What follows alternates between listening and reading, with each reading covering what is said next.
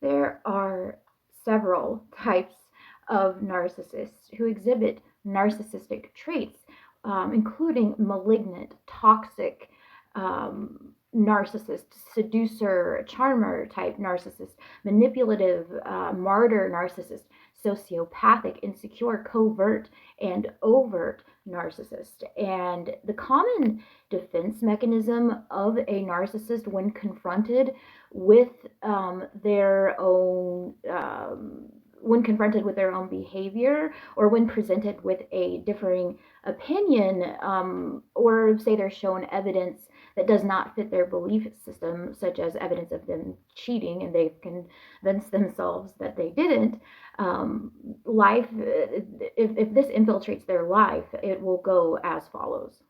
There will be some sort of an altercation. The common defense mechanisms of a narcissist. Okay, this is what we're going to talk about when they are confronted or when presented with this evidence, like I was talking about. This is what they do.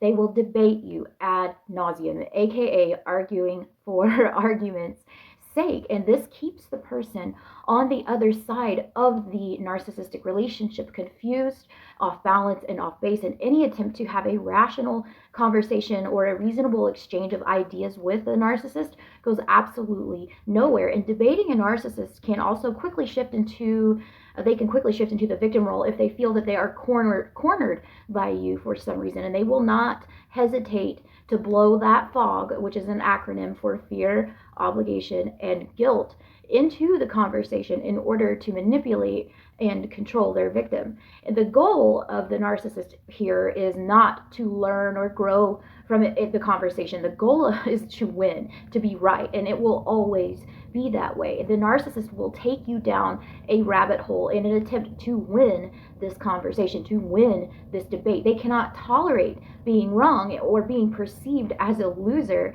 in a verbal exchange, as they play by different rules than the rest of us, and they will change the rules as they go along, and they will criticize you for not following these unspoken rules. And this is called crazy making behavior. So don't let that fog cloud your sanity or your safety. A narcissist will, in this situation, they will attack the person who is disagreeing with them. And this is done with name callings, threats of job loss or divorce or breakup, sarcasm, belittling, subtle but not so subtle insults, and diagnosing the person as crazy or mentally ill, child custody battles, abandonment, exclusion, parental alienation, and so forth. And remember that this is done in an attempt to shame and intimidate the person who is disagreeing with the narcissist, and it is meant to create fear and shame and embarrassment, and to shut up and to isolate the narcissist victim. They will minimize and they will be condescending. They will say things such as, if you were so intelligent, if you were a better Christian, if you were a man, or if you were educated, or if you were older, if you were more ambitious, then you would agree with me. And as a reminder, anyone who attacks your character in this way lacks insight and likely lacks empathy. And self-insight, it is a key for healthy connection, and empathy is key for all healthy reciprocal relationships. And the narcissists are wounded, and without extensive therapy and healing, they are not healthy people to engage with for long periods of time. There will be covert or overt attacks, and the narcissists, they will often attempt to assassinate the victim's character and their reputation, as this person, this is done to this person sometimes publicly, especially if the narcissist is in any kind of position of power, whatever that may be, or behind the scenes in some way in private. And we often see this play out in, like, say, the world of politics, or law enforcement. So nobody deserves to be publicly humiliated or privately torn apart. So it is best to keep your distance from this kind of narcissist, which is pretty much every kind of narcissist, as the more that you engage and the more that you defend yourself, the more you fuel and you add to their toxic fire. Narcissists gossip with the specific intention of creating harm. Sharing your thoughts and your feelings about another person with a trusted family member, a friend, or a colleague is sometimes a way of that we reach out for support. And this type of sharing is not necessarily harmful, depending on one's intent. However, one of the most dangerous forms of gossip is this narcissistic rage, that it's mean-spirited gossip, and there is malicious intent. There is intention of harm, and if you are on the receiving end of a narcissist gossip, do your best to rise above it and not to engage this. And most people are wise enough to realize that when a person starts or engages in gossip, they are not of a healthy or mindset or a trustworthy person or a mature person. So take a deep breath and know that regular, normal, healthy people will not believe the narcissist. So take a deep breath and know that the truth will always, always surface. We have lies, and lots of lies. So either through gaslighting, the person who has angered the narcissist, or spreading lies, either can cause emotional, personal, and even professional damage to the victim. So this includes when the target of the narcissist approaches the narcissist to check to see if the narcissist is upset, not understanding that this person is a narcissist. So the narcissist, when asked this question, smiles and says, nope, everything's good, everything is just fine. And that is gaslighting, and that, as we know, is one of the main tools of a covert narcissist. Narcissists are famous for using silence as violence, shutting down a conversation, refusing to respond to a call, an email, or a text, intentionally not RSVPing to an invitation, frequently refusing to give a response to a direct question, abruptly leaving an interaction or a conversation, unwilling to participate in the conversation that the narcissist started, usually, especially when the target of the narcissist is making a valid and truthful point, because most covert narcissists, as we all know, are very, very difficult to spot, but their MO is typically to cut off the relationship or friendship, ignore or ghost, or refuse to acknowledge the person in a group, online or in real time. And when this person is receiving positive attention from others, or when the narcissist is confronted, or if you set a boundary with the narcissist. So try your best not to personalize their pain and lack of insight as your own, as your vibe will definitely attract your tribe. So attract a healthy tribe. And also, it is good to keep in mind that reducing contact with a narcissist in real time or online does not mean that you are a narcissist, no matter what that narcissist may tell you. And attending to your boundaries and emotional wellness is absolutely paramount, especially with narcissistic people.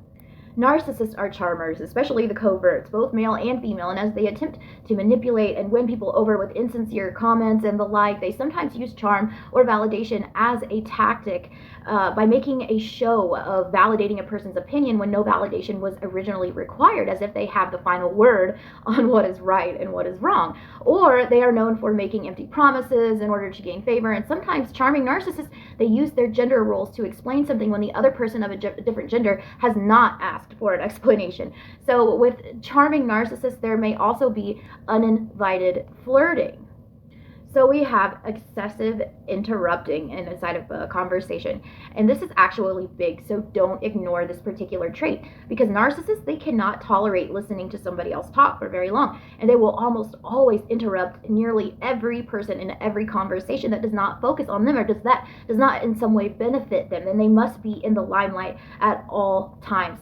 Toxic envy, it eats at a narcissist. And if you find yourself on that envy radar, you'll quickly discover that you receiving attention does not sit well with the narcissist, as sometimes the narcissist will frame their interrupting as just joking or making a joke at your expense. And if you attempt to address this and set a boundary, this type of narcissist will try to paint you as being humorless and prude, and in order to evoke a feeling of shame and a geez, like I was only kidding, lighten up type of way. So do not identify with this type of projection, as it is projection, and remind yourself that they are likely dealing with a lot of envy and shame-based thinking, and that this narcissist is attempting to disown this and have you adopt their feeling state.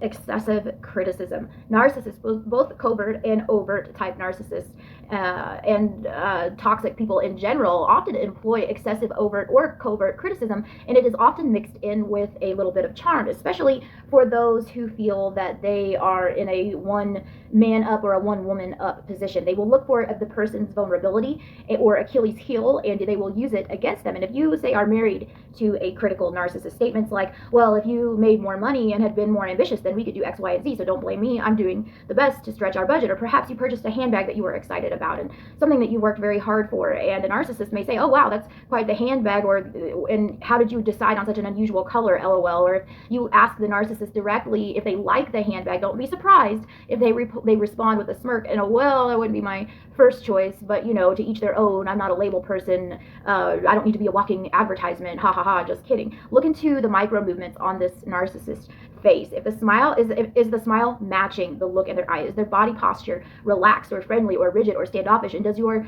intuition ping, your spidey senses, do they go off? Do they tell you that you are not safe? That is a huge question to ask yourself, and if your answer is yes in any way, shape, or form, you must run for the hills.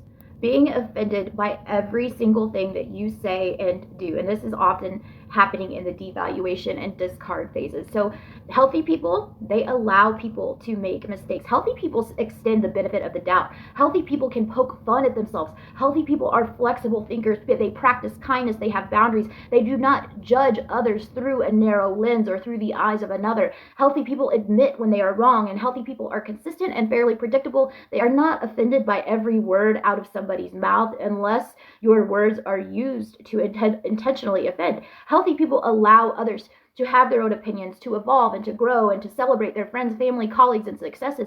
And healthy people, they believe in support and equality and social justice. As healthy people have self-insight. Healthy people make room for change. They do not hold resentment and grudges, and they are not punitive. And healthy people, they are inclusive. They take ownership and they apologize if they have hurt someone. Healthy people are vulnerable. Healthy people show empathy to others. Healthy people often have pets and are kind to animals. A malignant or sociopathic narcissist is not a healthy person, and they will extort vulnerability in others as they have very little interest in human beings or animals or the elderly or babies or anybody who could possibly suffer.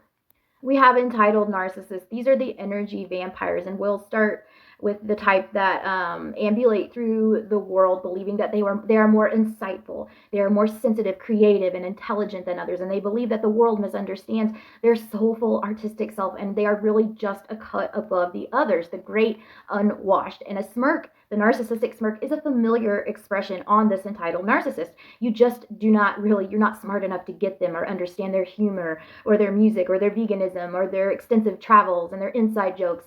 And by the way, nudge, nudge, just check out all those typos and last year's boots, they may whisper it with some kind of sarcastic flick of their finger. So then this narcissist, they believe that you are more than happy, even grateful to give them your time, your information, your praise, your encouragement, your never-ending advice, money, help, material, ideas, and you fill in the blank. The food out of your refrigerator and the shirt off your back, all free of charge, simply because they expected you to and not necessarily even asked you to. So this entitled narcissist, they will never consider paying you for your time or reciprocating you in any way, and they will happily keep you on your phone to pick your professional brain or to show up and eat a drink at your parties without ever extending an invitation to you. And they're very happy to ask for your help, ask for an introduction or a review or on a resume, or to help with a project, decorate their house, whatever, extending the same to you. And why? And because you should be thrilled that they bestowed the honor of themselves on lowly little you, as their MO is to swoop in, get what they need, and swoop right back out. Mission accomplished. You don't need to enter their mind again unless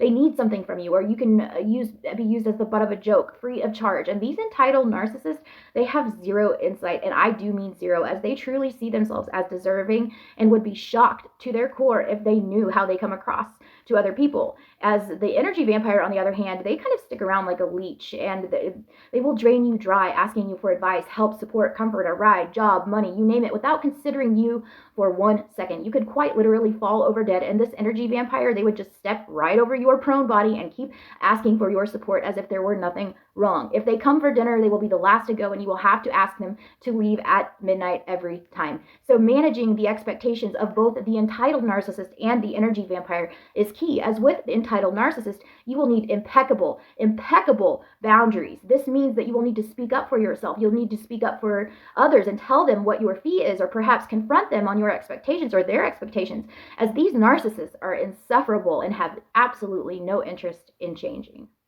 Hey guys, if you are interested in donating to my cause, Narcissistic Abuse 101, click the PayPal link in my bio. And to those of you who have already donated, thank you guys so much.